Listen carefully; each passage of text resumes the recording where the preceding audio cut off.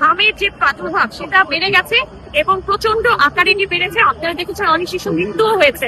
সুতরাং আমরা চাই যে এই ধরনের প্রাদুর্ভাব কন্টাজিয়াস ডিজিজ যেন আর না হয়, প্রত্যেকটা বাচ্চা যেন ভ্যাকসিন পায়, প্রত্যেকটা বর্বিত মানুষ যেন স্বাস্থ্য ব্যবস্থা পায় এবং এই স্বাস্থ্য যেন প্রত্যেকটা ইউনিয়ন ওয়ার্ড পর্যায়ের মানুষের কাছে চলে যায়, সেই লক্ষ্যে আমরা সকলে কাজ করব। আমি একজন রাজনীতিবিদ এবং একজন ডাক্তার হিসেবে আমি চাই প্রত্যেকটা মানুষের পাশে থেকে এই জনসচেতনতা তৈরি করতে এবং বিশ্ব স্বাস্থ্য দিবস তারই একটি দিন যেটা দিয়ে আমরা বুঝাতে চাই যে প্রত্যেকটা মানুষের রোগ প্রতিরোধ ক্ষমতা গড়ে তুলতে হবে। শুধুমাত্র অসুস্থ হলে যে চিকিৎসা তা নয়, রোগ প্রতিরোধের ব্যবস্থা করতে হবে আগে থেকে প্রপার গাইডলাইন মেনে। আমরা যদি প্রত্যেকটা মানুষকে সচেতনতা বৃদ্ধি করতে পারি, সোশ্যাল মিডিয়ার মাধ্যমে হোক, মাইকিং এর মাধ্যমে হোক, তাহলেই বাংলাদেশ একটা সময় কন্টাজিয়াস ডিজিজ থেকে দূরে থাকবে।